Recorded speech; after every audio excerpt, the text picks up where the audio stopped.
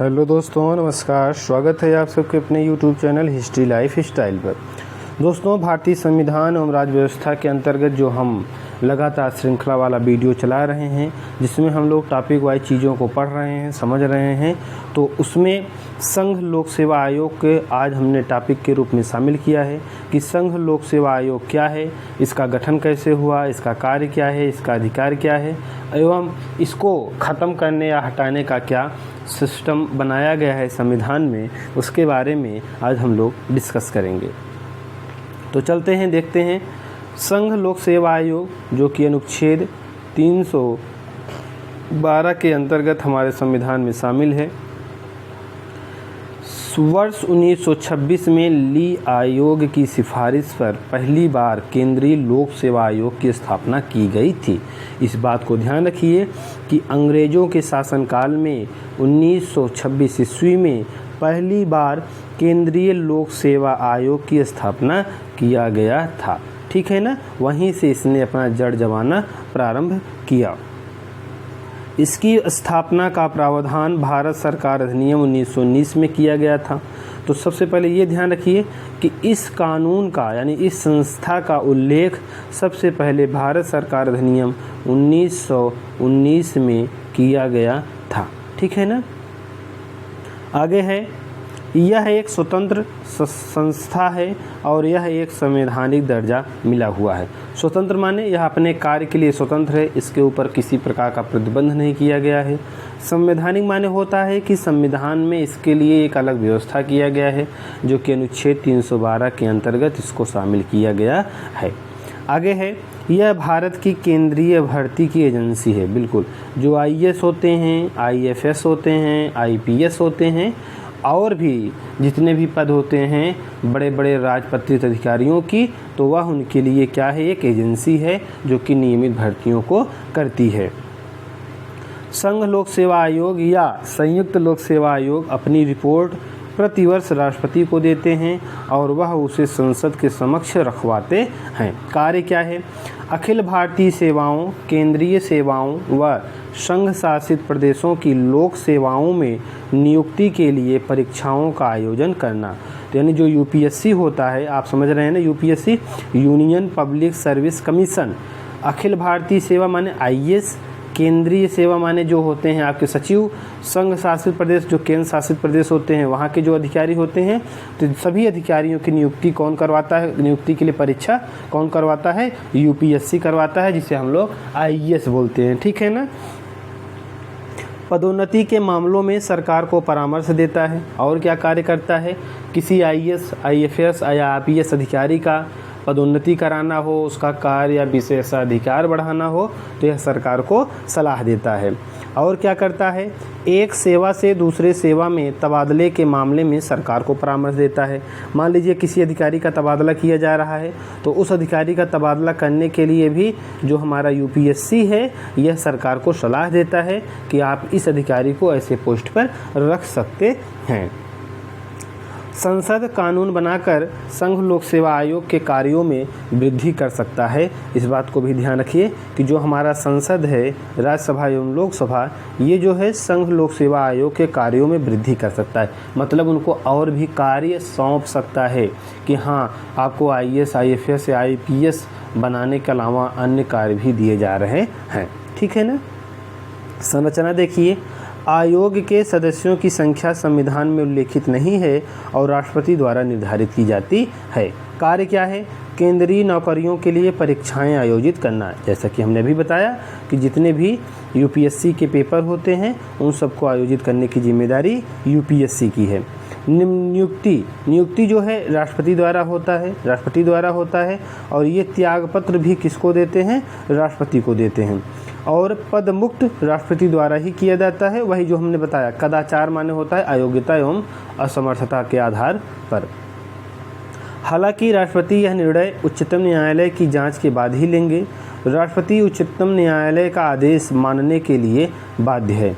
जब तक जांच की रिपोर्ट नहीं आती तब तक राष्ट्रपति लोक सेवा आयोग के अध्यक्ष या सदस्यों को निलंबित नहीं कर सकते हैं। इस बात को भी ध्यान रखिएगा कि जब तक उच्चतम न्यायालय अपनी जांच नहीं पूरी कर सकता, राष्ट्रपति महोदय कोई भी कार्यवाही इनके खिलाफ नहीं कर सकते हैं। निम्न परिस्थितियों में राष्ट्रपति उच्चतम न्यायालय की सलाह के बगैर ही अध्यक्ष या सदस्यों को हटा सकते हैं, जैसे दिवालिया घोषित होने पर, या किसी कंपनी का साझेदार बनने पर, या कहीं अन्य स्थान से वेतन प्राप्त करने पर, मानसिक और शारीरिक रूप से सक्षम न होने पर। यानी इन 4-5 शर्तों के आधार पर राष्ट्रपति महोदय स्वविवेक से निर्णय ले सकते हैं और उनके लिए फिर सुप्रीम कोर्ट का जो सलाह है वो मानना आवश्यक नहीं है। ठीक है ना। अब देखिए इसमें योग्यता क्या है। योग्यता है कि 10 वर्ष के लिए सरकारी नौकरी आपकी हो, मतलब आईएएस का कोई ऐसा पोस्ट जिस पे आप रह चुके हों, इसकी योग्यता है। कार्यकाल कितना बनाया गया है? कार्यकाल बनाया गया है 6 वर्ष या 65 वर्ष आयु, यानी जो भी पहले हो, चाहे 6 वर्ष लिया जाए या आपका 65 वर्ष लिया जाए। अवकाश ग्रहण करने के बाद आयोग को सदस्य संघ या राज्य सरकार की नौकरी के लिए अयोग्य हो जाता है। मतलब अब जब कोई भी लोक सेवा आयोग का सदस्य अपने पद से रिटायर होता है तो वह कोई भी सरकार का पद धारण नहीं करता है। हालांकि जो सदस्य होते हैं वो अध्यक्ष पद पर कार्य कर सकते हैं, लेकिन कहाँ? वही यूपीएससी में ही कर सकते हैं। ठीक है ना। अब आइए राज्य लोक सेवा आयोग को भी हम समझ लेते हैं थोड़ा बहुत। यह अनुच्छेद 315 में इसकी व्यवस्था की गई है। ध्यान रखिए, जो राज्य लोक सेवा आयोग है, जैसे आपका यूपी हुआ तो यूपी में यूपी पीसीएस जो होता है, तो ये राज्य लोक सेवा आयोग है, इसका अनुच्छेद 315 के अंतर्गत उल्लेख किया गया है संविधान में। और जो यूपीएससी है इसका 312। तो अनुच्छेद को ध्यान रखिएगा, ये एग्जाम में पूछा जाता है। प्रत्येक राज्य के लिए एक लोक सेवा आयोग का गठन किया जाएगा। संविधान में व्यवस्था किया गया है कि हर एक राज्य अपने लिए एक लोक सेवा आयोग का निर्माण कर सकता है। 2 या 2 से अधिक राज्य मिलकर संयुक्त राज्य लोक सेवा आयोग का भी गठन कर सकते हैं। मान लीजिए कोई एक राज्य है, ठीक है ना, वो थोड़ा कमज़ोर है या गरीब है, तो वह क्या कर सकता है, किसी दूसरे राज्य के साथ सहयोग करके उसी के यानी दोनों लोग मिल करके एक ही संस्था बना के परीक्षाएं आयोजित कर सकते हैं। इसके लिए इन 2 विधानमंडल में यह प्रस्ताव पारित करना होगा और संसद के अनुमोदन का पश्चात गठित हो जाएगा। आयोग अपनी रिपोर्ट प्रतिवर्ष राज्यपाल को देते हैं। अब राज्य में जो यूपीपीएससी है, यह अपना जो रिपोर्ट बनाता है कि हमने इस साल इतनी वैकेंसी निकाला था, इतने अधिकारियों की भर्ती किया है, तो ये सारा जो डाटा होता है वो राज्यपाल महोदय को देता है। किसको देता है? राज्यपाल को। और केंद्र सरकार में किसको देता है? राष्ट्रपति को देता है। ठीक है ना। आगे चलिए, वह उसे विधानसभा के समक्ष रखवाते हैं, यानी जो विधानसभा है वह उसके पटल पर उस फाइल को, उस रिपोर्ट को रखवाते हैं और उस पर चर्चा करवाते हैं। कार्य क्या है? राज्य स्तरीय परीक्षाएं आयोजित करना, यानी जो राज्य के स्तर पर जितने भी अधिकारी का पोस्ट है, पीसीएस है आपका, एसडीएम, लोअर पीसीएस, सबऑर्डिनेट, जितने भी एग्ज़ाम हैं, इन सब एग्ज़ाम को वही कंडक्ट करवाता है। राज्य विधानमंडल कानून बनाकर राज्य लोक सेवा आयोग के कार्यों में वृद्धि कर सकता है। जैसा भी हमने केंद्र सरकार वाले मामले में देखा, तो वैसे राज्य सरकार में भी नियम बनाया गया है। इनकी नियुक्ति राज्यपाल द्वारा होती है और ये अपना त्यागपत्र किसको देते हैं? राज्यपाल महोदय को देते हैं। ठीक है ना। संयुक्त लोक सेवा आयोग के अध्यक्ष और सदस्यों की नियुक्ति राष्ट्रपति के द्वारा की जाती है। कार्यकाल कितना है? इनका कार्यकाल 62 वर्ष है या 6 वर्ष, यानी जो भी पहले ख़त्म होगा वही पहले माना जाएगा। संयुक्त लोक सेवा आयोग के अध्यक्ष और सदस्यों का कार्यकाल भी यही होता है। तो कार्यकाल समाप्त होने के पश्चात वह संघ लोक सेवा आयोग और के अध्यक्ष या सदस्य या किसी राज्य लोक सेवा आयोग के अध्यक्ष बनने का पात्र होता है। सदस्य अन्य राज्य लोक सेवा आयोग या उसी राज्य लोक सेवा आयोग का अध्यक्ष बन सकता है। अब इनकी पद मुक्ति कैसे होती है? इनको हटाया कैसे जा सकता है? राष्ट्रपति द्वारा। वही किस योग्यता के आधार पे? कदाचार की अयोग्यता के आधार पे। हालांकि राष्ट्रपति यह निर्णय उच्चतम न्यायालय की जांच के बाद ही लेंगे।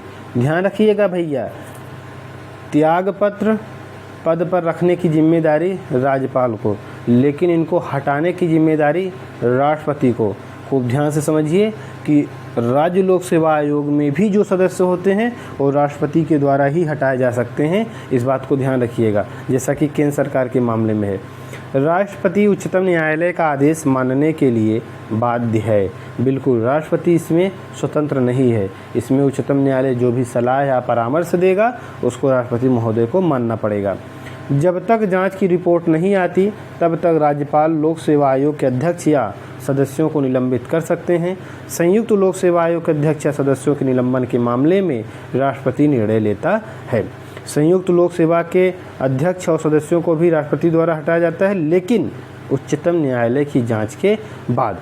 आयोग के अध्यक्ष व सदस्य केंद्र या राज्य सरकार की सेवाओं के लिए अयोग्य हो जाते हैं, परंतु लोक सेवा आयोग या अन्य राज्य लोक सेवा आयोग के सदस्य के पद पर नियुक्त किया जा सकता है।